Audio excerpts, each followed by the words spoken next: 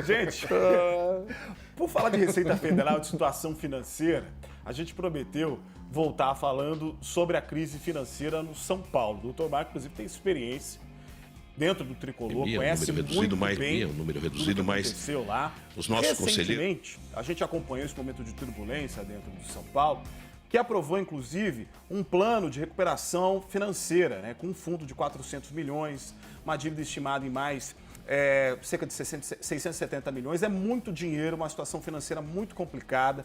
E isso, claro, atrapalha, por exemplo, na contratação de jogadores. A situação crítica do São Paulo, doutor Marco, na sua opinião, é remediável, é recuperável e de que forma que isso afetou ou pode afetar no futebol do Tricolor?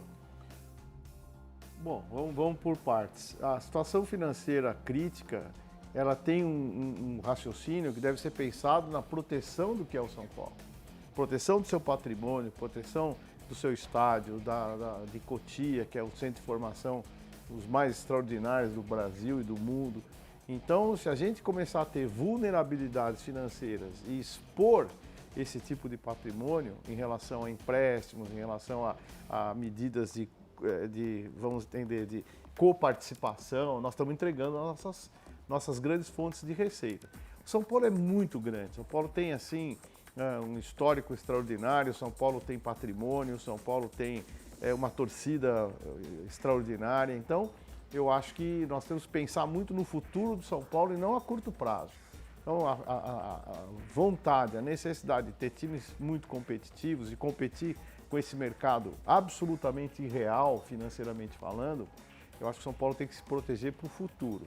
Proteger a sua receita, ter como o Brasil, fazer uma questão fiscal muito bem feita, onde os gastos não superem, evidentemente, a receita e um planejamento estratégico para poder recompor suas finanças. Porque os últimos anos do São Paulo foram trágicos sob o ponto de vista financeiro. Porque para cair numa situação difícil é muito fácil, né?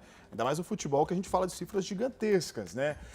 Por exemplo, a gente falou muito sobre a questão da dívida do Corinthians e quanto isso atrapalha a administração do dia a dia. E a gente está vendo isso refletir agora na administração do São Paulo. Mas, ao mesmo tempo, enquanto a gente está falando sobre a situação crítica, há quem fale sobre o Paulo Dybala do São Paulo. Ele que, inclusive, fez um dos gols hoje da Roma, vencendo o Parma por 5-0. É um baita jogador.